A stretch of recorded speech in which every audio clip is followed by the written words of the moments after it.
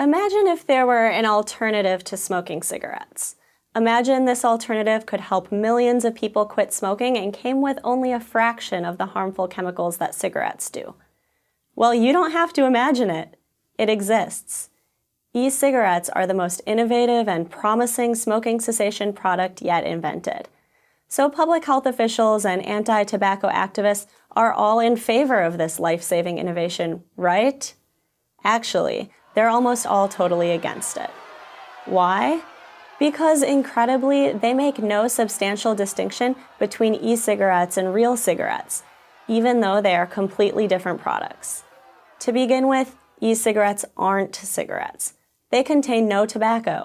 Instead, a liquid containing nicotine derived from tobacco leaves is vaporized, and users of e-cigarettes inhale that vapor. Vapor, mind you, not smoke. This is significant because the real harm from tobacco comes from the combustion process, which releases hundreds of toxic compounds known as tar. Since e-cigarettes have no tobacco and no combustion, they release no tar. This makes them, according to Britain's Department of Health, at least 95% less harmful than tobacco cigarettes. E-cigarettes do contain nicotine, an addictive drug. However, there's little evidence that nicotine alone is bad for you, making it similar to, say, caffeine, a drug used every day by millions of people. Brad Rodew, an oral cancer specialist at the University of Louisville, put it this way: "I love coffee, and I'm sure I could get caffeine if I smoked my coffee beans. But I would be paying a much different price in overall health if I did." In other words, when it comes to addictive substances like caffeine or nicotine, it isn't the addictive substance that's harmful, it's how it's delivered. As South African psychiatrist Mike Russell said about cigarettes, people smoke for the nicotine, but they die from the tar. And again, there's no tar in e-cigarettes.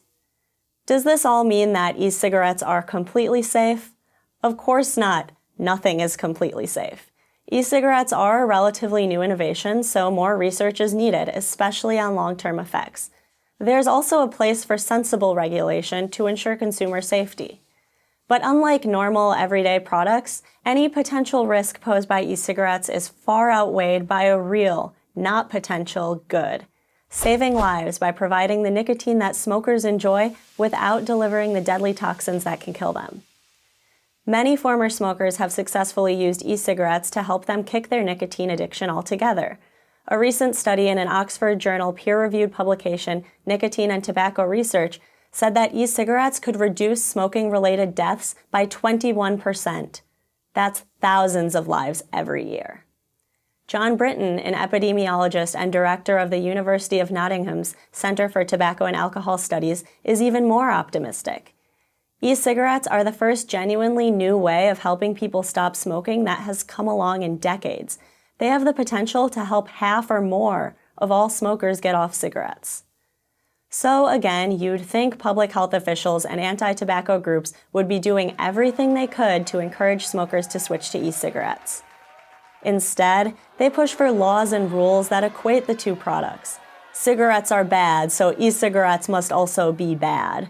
As of August 2016, the U.S. Food and Drug Administration has ruled that all e-cigarettes must go through a long and expensive application process. This process could end up costing as much as $1 million per new product. While some of the biggest manufacturers will be able to shoulder the costs and navigate the regulatory mess, most small e-cigarette companies will be forced out of business. With less competition, e-cigarettes will become more expensive, and many people will go right back to smoking. E-cigarette prohibitionists may think they're using a better safe than sorry approach to save consumers from some yet-to-be-discovered danger, but they're not. They're actually endangering millions of smokers who would make the switch if the e-cigarette market were allowed to flourish.